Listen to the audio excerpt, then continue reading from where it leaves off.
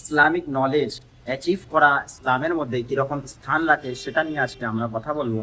Islamic knowledge যদি আমরা বলি তো ইসলামিক নলেজ বলতে কি বোঝায়, প্রথমত এটা বুঝবো। তো ইসলামিক নলেজ যদি বলা যায় তো এর এর মানে হলো কোরআন এবং হাদিসের মধ্যে যাহা কিছু বলা আছে তাকে জানা, এই নাম হলো ইসলামিক নলেজ।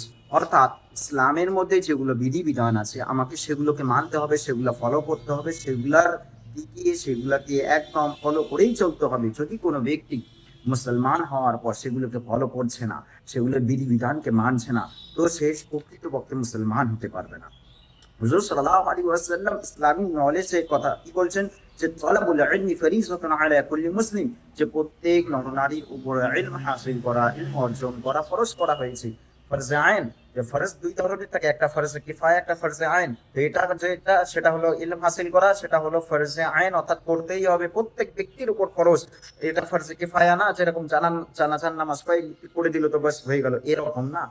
তালাবুল ইলম অর্থাৎ হুসুল ইলম, ইলম তালাব করা, এটা প্রত্যেক ব্যক্তির উপর ফরজ, সে মুসলমান পুরুষ হোক বা মহিলা হোক, প্রত্যেক ব্যক্তিকে করতে হবে।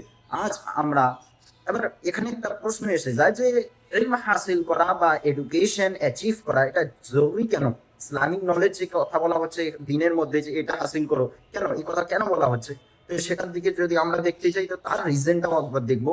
যে যখন দেখেন, আপনারা যে কোনো কাজ দুনিয়ায় করতে যান তার আগে তার নলেজ বা জ্ঞান খুবই জরুরি, অপর একটা অপরিহার্য জিনিস হয়ে দাঁড়ায়। কেননা আজ আমরা যদি কোনো একটা কাজ করতে যাই আর সেটা যদি সঠিক নলেজ, সঠিক যদি তার জ্ঞান না থাকে আমাদের ভিতরে, কিন্তু আমরা সঠিকভাবে ওই কাজটাকে করতে পারবো না যতক্ষণ না পর্যন্ত তার নলেজ আমাদের ভিতরে থাকবে। এরকমই ইসলামের মধ্যে যত ইবাদাত আছে যেগুলো যেরকম করে করতে বলেছে আমরা যদি জানি না আর আমরা করতে যাই তো আমাদের দ্বারা কি হবে? ভুল হবে, আর ভুল হলে সেটা গ্রহণযোগ্য হবে না। আর আমি আমল করতেছি, সময় দিতেছি, তারপরেও যদি সেই কাজটি আমার যদি গ্রহণযোগ্য না হয় তা আমার কি লাভ হবে?